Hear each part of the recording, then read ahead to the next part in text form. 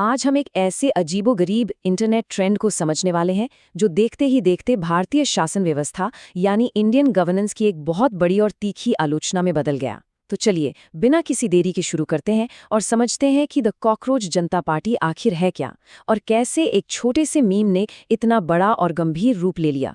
इस पूरी कहानी की शुरुआत होती है 15 मई 2026 को। हुआ ये था कि भारत के मुख्य न्यायाधीश सूर्यकांत एक सुनवाई कर रहे थे।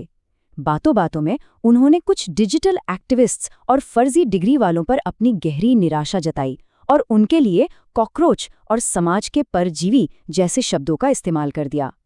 अब देखिए, अगले ही दिन उन्होंने क्लियर भी किया कि उनका इशारा सिर्फ स्कैमर्स की तरफ था, देश के असली युवाओं की तरफ नहीं।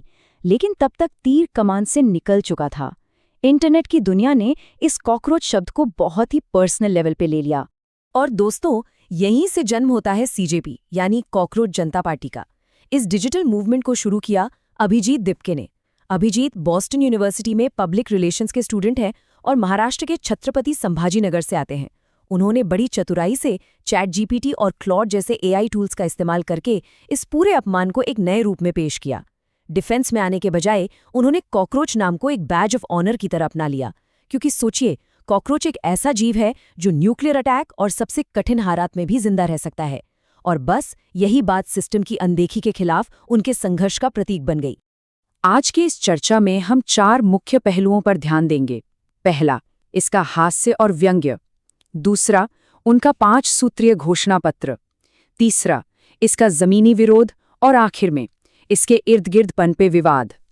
तो आइए सबसे पहले बढ़ते हैं भाग 1 की तरफ, जो है इसका हास्य और व्यंग्य। सीजेपी की ऑफिशियल मेंबरशिप के रूल सुनकर आपको शायद हंसी आ जाए। पहला रूल, मेंबर को बेरोजगार होना चाहिए, चाहे मजबूरी से हो, मर्जी से या अपने उसूलों की वजह से। दूसरा, फिजिकली आलसी होना जरूरी है। तीसरा, दिन में कम से कम 11 घंटे ऑनलाइन रहना। और चौथा, प्रोफेशनल तरीके से कंप्लेन या रेंट करने का टैलेंट होना। सुनने में ये शर्तें बिल्कुल बेतुकी लगती हैं ना, लेकिन इस मीम स्टाइल अप्रोच ने इंटरनेट पर बैठे हताश और परेशान यूथ को तुरंत अपना दीवाना बना लिया। अब आते हैं भाग 2 पर, 5 सूत्रीय घोषणा पत्र। यहाँ से कहानी थोड़ी गंभीर हो जाती है।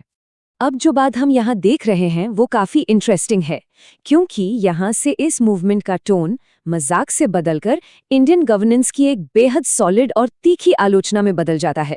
उनके मैनिफेस्टो की पहली मांग है रिटायरिंग जजेस और चीफ जस्टिसेस को रिटायरमेंट के तुरंत बाद राज्यसभा सीट या गवर्नर जैसी पोस्ट लेने से पूरी तरह रोका जाए। ये बहुत ही सीधे तौर पर जुडिशियल बायस पर निशाना साधता है और ये मांग करता है कि न्यायपालिका और कार्यपालिका यानी जुडिशरी और एग्जीक्यूटिव सच में एक दूसरे से अलग रहें। दूसरी मांग तो और भी ज्यादा अग्रेसिव है। इनका कहना है कि अगर किसी भी लेजिटिमेट वोटर का नाम वोटर लिस्ट से गलत तरीके से काटा जाता है तो सीधे चीफ इलेक्शन कमिश्नर पर यूएपीए यानी आतंकवाद निरोधी कानून के तहत एक्शन हो और उन्हें अरेस्ट किया जाए। एक तरह से ये लोग वोट चोरी को टेररिज्म के बराबर रख रहे हैं। ये दर्शाता है कि वोटर लिस्ट में होने वाली गड़बड़ियों को लेकर लोगों में कितना गुस्सा है और वो इलेक्शंस में एब्सोल्यूट फेयरनेस चाहते हैं।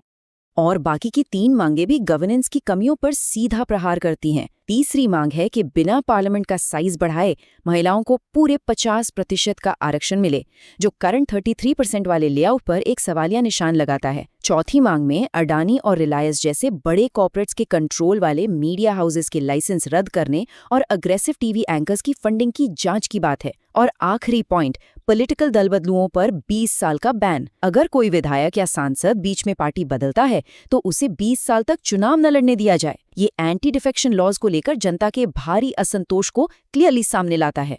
चलिए अब देखते हैं भाग 3, कैसे ये डिजिटल गुस्सा असल दुनिया की सड़कों पर उतर आया।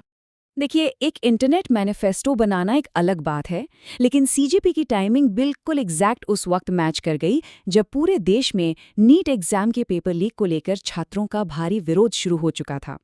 इन दोनों चीजों का आपस में टकराना एक एक्सप्लोजन की तरह था। नतीजा ये हुआ कि देखते ही देखते कुछ ही दिनों के अंदर इंस्टाग्राम पर सीजेपी के फॉलोअर्स की संख्या 20 मिलियन यानी 2 करोड़ को पार कर गई। ये मूवमेंट सिर्फ मीम्स तक सीमित नहीं रहा, ये डायरेक्ट एक्शन में तब्दील हो गया। उनका वायरल एंथम हाँ मैं हूं कॉकरोच एग्जामिनेशन सिस्टम और स्टूडेंट्स के मेंटल स्ट्रेस पर एक करारा थप्पड़ था। उन्होंने डायरेक्टली देश के शिक्षा मंत्री धर्मेंद्र प्रधान के इस्तीफे की मांग करते हुए एक पिटीशन भी शुरू कर दी। और तो और असल दुनिया में युवा कॉकरोच के कॉस्ट्यूम पहनकर यमुना नदी के किनारे कचरा साफ करते हुए नजर आए। इसने स्ट्रीट थिएटर और सिविक ड्यूटी का एक बहुत ही अनोखा कॉम्बिनेशन पेश किया। अब आते हैं इस चर्चा के आखिरी हिस्से पर, भाग 4, जहां हम इस मैसिव सक्सेस के पीछे छिपे विवाद और सवालों को समझेंगे। 3,50,000, जी हाँ, एक हफ्ते से भी कम समय में इतने ज़्यादा लोगों ने सीजेपी के गूगल साइन अप फॉर्म पर रजिस्टर किया। ये डिजिटल सर्ज इतना बड़ा था कि इसने कुछ वक्त के लिए तो रूलिंग बीजेपी के ऑफिशियल इंस्टाग्राम मैट्रिक्स को भी पीछे छोड़ दिया था। लेकिन इस अपार सफलता के बाद 2 अलग-अलग नैरेटिव सामने आते हैं। एक तरफ जब एक्स ने इंडिया में इनके हैंडल को ब्लॉक कर दिया तो फाउंडर अभिजीत ने आरोप लगाया कि ये सरकार की तरफ से स्टेट स्पॉन्सर्ड सेंसरशिप है ताकि फ्री स्पीच को दबाया जा सके। वहीं दूसरी तरफ कुछ मेनस्ट्रीम एनालिस्ट ने दावा किया कि ये फिगर्स आर्टिफिशियली इन्फ्लेट किए गए हैं। उनका मानना था कि सीजेपी शायद क्लिक फार्म्स के जरिए पैसे देकर बॉट्स, व्यूज और फॉलोअर्स खरीद रहा है। दोनों ही पक्ष अपनी अपनी जगह काफी मुखर हैं। विवाद यहीं खत्म नहीं होता। कहानी में सबसे बड़ा ट्विस्ट तब आता है जब कई रिटायर्ड सिविल सर्वेंट्स और शिक्षाविदों ने अचानक इस मूवमेंट से दूरी बना ली। ये आरोप लगने लगे कि सीजेपी दरअसल कोई ऑर्गेनिक यूथ मूवमेंट नहीं है, बल्कि आम आदमी पार्टी यानी आप द्वारा प्लान किया गया एक पॉलिटिकल प्रॉक्सी प्रोजेक्ट है। ये सवाल इसलिए उठे क्योंकि अभिजीत दिप्के पहले आप के लिए काम कर चुके थे। हालांकि अभिजीत ने इन आरोपों को बिल्कुल सिरे से नकार दिया। इन सब के बीच इंटरनेट पर एक नया मीम वॉर शुरू हो गया, जहां ओगी जनता पार्टी जैसे राइवल हैंडल्स सामने आए जो सीजेपी के पॉलिटिकल मोटिव्स को एक्सपोज करने का दावा करते हैं। तो आखिर में ये सब एक बहुत बड़ा सवाल पीछे छोड़ जाता है। क्या कॉकरोच जनता पार्टी डिजिटल जमाने के यूथ प्रोटेस्ट का भविष्य है? क्या ये सिर्फ एक मजेदार सटायरिकल ट्रेंड है, या फिर 2029 के आम चुनावों के लिए बनाया गया एक वेल कैलकुलेटेड पॉलिटिकल टूल? खैर, सच जो भी हो, एक बात तो पक्की है कि इसने ये साबित कर दिया है कि आजकल इंटरनेट के मीम्स और गवर्नेंस की सीरियस क्रिटिक के बीच की लकीर बिल्कुल धुंधली पड़ चुकी है। आज की इस दिलचस्प चर्चा में साथ जुड़ने के लिए बहुत बहुत शुक्रिया।